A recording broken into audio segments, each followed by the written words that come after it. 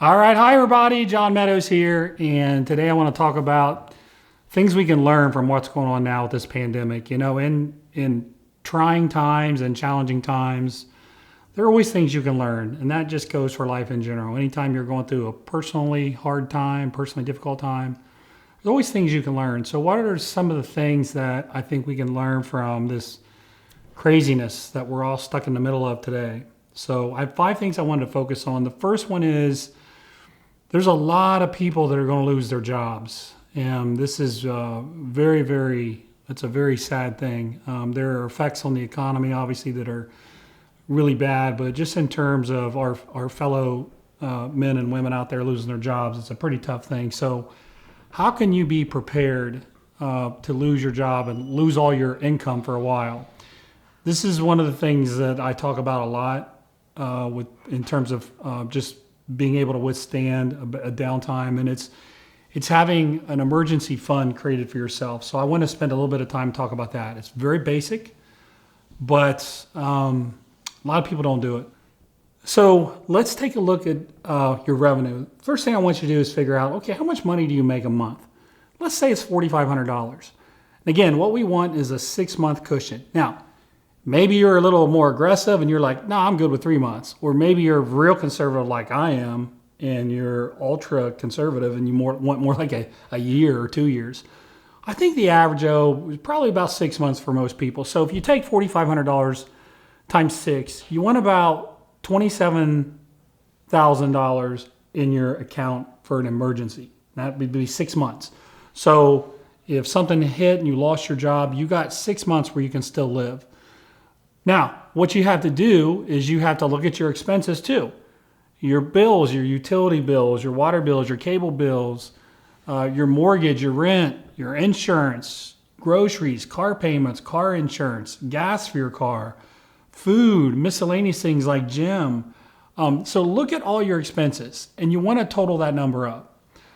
Ideally, you're living below your means. And what that means is that means that your expenses are below your revenue. So what happens a lot today, particularly in America, is we have people that actually their expenses are higher than their revenue. So if they make that $4,500 a month, they actually spend $5,500. They do that by using credit cards and all kinds of stuff. And eventually there is a price to pay when you live like that. And that's usually people that are, they're just not financially, they don't use common sense. So what I think is a better approach is to make sure your expenses are below your revenue. So now you have a little extra money. So once you calculate all those expenses, let's say it's $3,500 in your expenses. Your revenue is $4,500, so you got $1,000 you can do with whatever you want. The first thing I would do is I would get this emergency fund set up. So at this rate, it would take you 27 months. That's not bad to have a 6-month emergency fund, okay? Now, I'm going to go ahead and take this a step further just because I love talking about financials. The second thing you could do once you get that emergency fund established is you could take that $1,000 and you could pay off your highest interest payments that you have. So whether that be a car or a house or a credit card, whatever it is, whatever is charging you the most interest is what you want to get rid of. So now you make a concerted effort to apply extra money until you get that paid off. And then once you get that paid off, you can cross off let's just say it's a car payment. You can cross off your car payment. Now you've got an extra, I don't know, say $400 a month. Now that $1,000 just became $1,400. So now you can look at the second thing the second highest interest, and you can pay that off. So if you follow that methodology, eventually over the course of several years, you'll be in a really good financial shape and you'll be able to withstand something that's happening like today where you lose your income. I want to talk a little bit about small businesses. I have a small business. A lot of people have small businesses, and this unpredictable thing that's going on today is really hurting small businesses. And this has big ramifications again. People get laid off. There's just a waterfall effect where this gets really bad. So what can you do as a small business? Well, small businesses, they follow some of the same principles that I'm talking about, with your expenses and your revenue. But sometimes businesses are seasonal or whatever, and it's kind of up and down. It's really hard to predict. And I can tell you that, for instance, in the supplement industry, there are certain times of the year that we sell more supplements than other times of the year. Early in the year, for example, in January, we tend to do better than say in the middle of the summer when everybody's taking vacations and they've already got what they think is their beach body and so forth. So one of the things you can do as a business is have a credit line.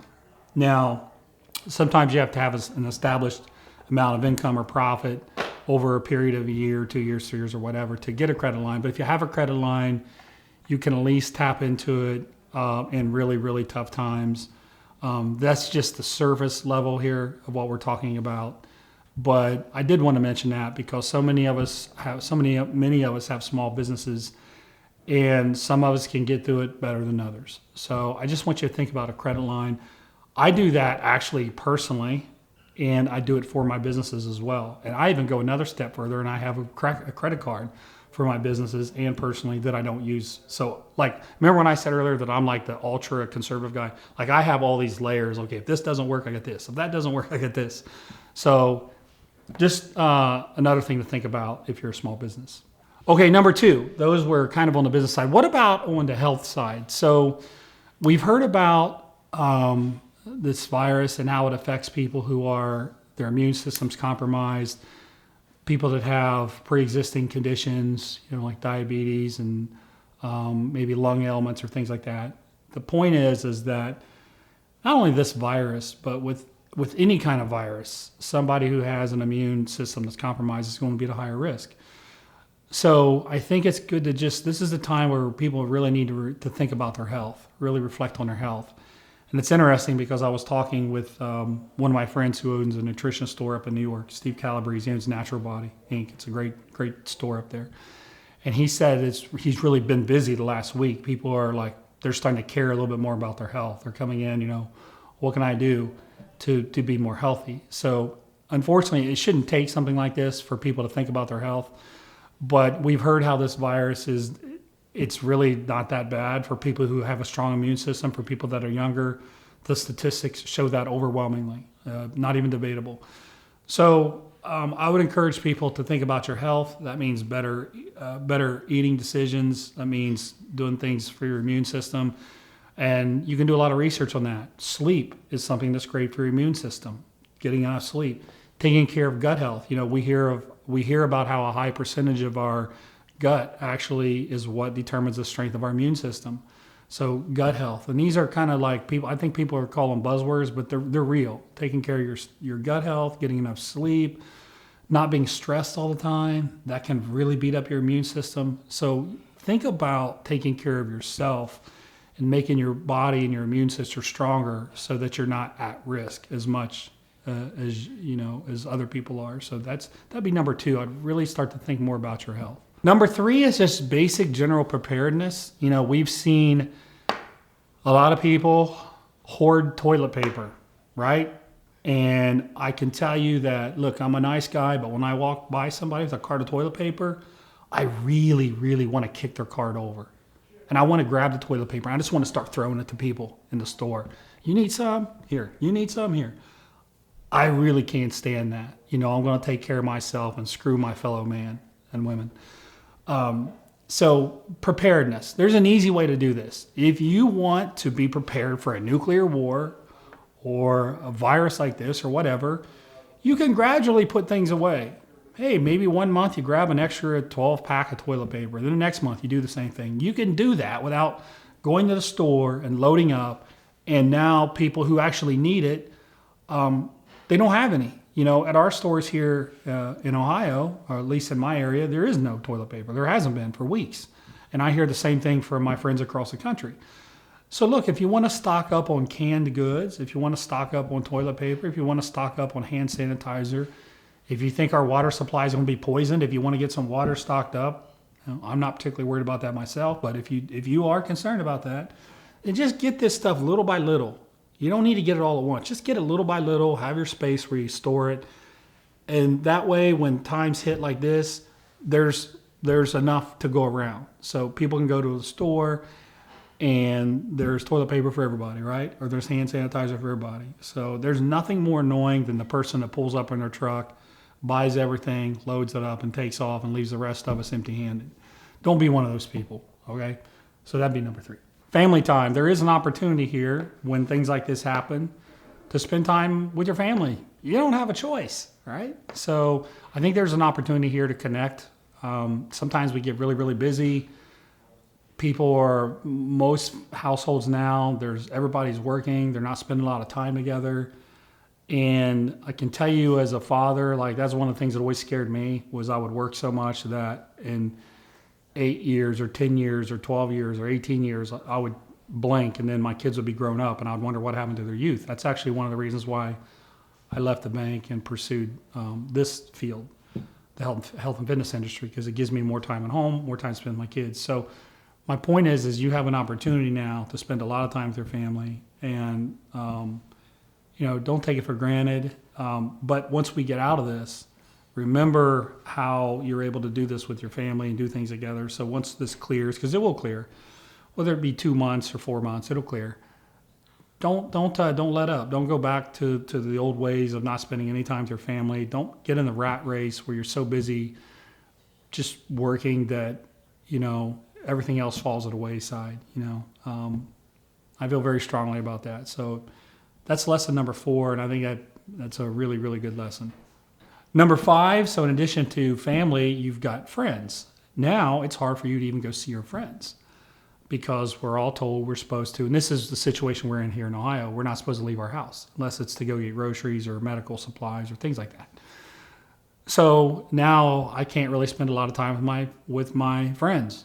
And one of the things I like to do is go to the gym. That's why I don't have a home gym. I actually like to go to the gym with friends and train together. It's a cool thing for us to do together.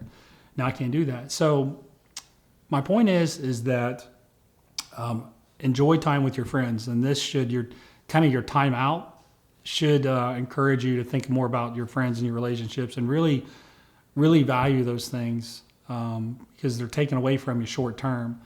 So just really value those things. Think about it. Think about your friends.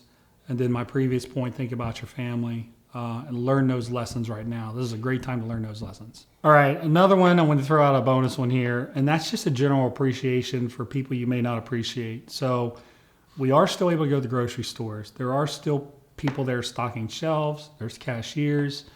In order to get the food there were truck drivers that had to transport the food. To get everything there. There's a lot of things that I think we probably just don't appreciate, little things. And right in the middle of this video, a FedEx truck pulled up and dropped off something for us. All these people are still working, keeping everything going as best they can. They're out there, touching stuff, so risking getting this virus. But appreciate the things that people are doing. Gas stations, they're open so you can go get gas. There are people working there. Appreciate all those people that are doing things to keep life, some semblance of life for us, at least. But just make sure you appreciate those people. So that's it. I hope you enjoyed this video. Appreciate it. And remember, we got to stick together in these tough times. And we'll see you next video.